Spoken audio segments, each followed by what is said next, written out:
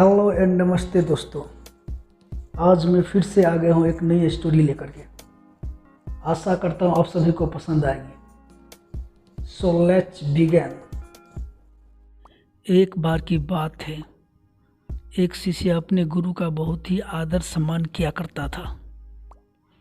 गुरु भी अपने शिष्य से बहुत ही स्नेह करते थे, लेकिन वो शिष्य अध्ययन के प्रति आलसी और लोभी स्वभाव का था।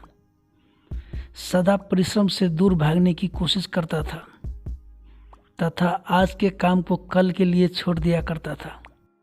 गुरुजी अब कुछ चिंतित रहने लगे कि उनका यह शिष्य जीवन संघर्ष में पराजित न हो जाए।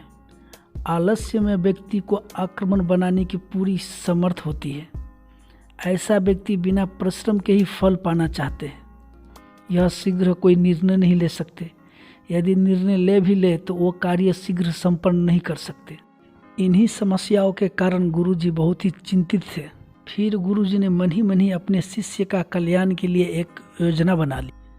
एक दिन एक काले पत्थर का एक टुकड़े उसके हाथ में देते हुए गुरुजी ने कहा, मैं तुम्हें यह जादुई पत्थर का टुकड़ा 2 दिनों के लिए देकर कहीं दूर गांव जा रहा हूँ।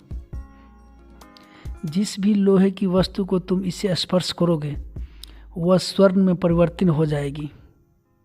पर याद रहे कि दूसरे दिन सूर्यास्त के पश्चात मैं इसे तुमसे ले लूँगा। शिष्य इस सुअवसर को पाकर बहुत ही प्रसन्न हुआ, लेकिन आलसी होने के कारण उसने अपना पहला दिन यह कल्पना करते करते बिता दिया कि जब उसके पास बहुत सारा स्वर्ण होगा तब वो कितना प्रसन्न, सुखी, समृद्ध और संतुष्ट रहेगा। इतने नौकर चाकर होंगे कि उसे पानी पीने के लिए भी उठना नहीं पड़ेगा। फिर दूसरे दिन जब वह प्रातःकाल जगा, उसे अच्छी तरह से स्मरण था कि आज स्वर्ण पाने का दूसरा और अंतिम दिन है। उसने मन में पक्का विचार किया कि आज वो गुरुजी द्वारा दिए गए काले पत्थर का जरूर लाभ उठाएगा। उसने निश्चित किया कि वो बाजार से लोहे के बड़े बड़े सामान खरीद कर लाएंगे और उन्हें स्वर्ण में परिवर्तन कर देगा। दिन बीतता गया, पर वो इसी सोच में बैठा रहा कि अभी तो बहुत समय है, कभी भी बाजार जाकर सामान ले आऊँगा। फिर उसने सोचा अब तो दोपहर का भोजन करने के पश्चात ही सामान लेने निकलूँगा। पर भोजन करने के बाद उसे विश्राम करने की आदत थी और उसने बजाय उठ के मेहनत करने के थोड़ी देर आराम करना उचित समझा। पर आलस्य से पूर्ण उसका शरीर नींद की गहराइयों में खो गया और जब वो उठा तो सूर्यास्त होने को आया था।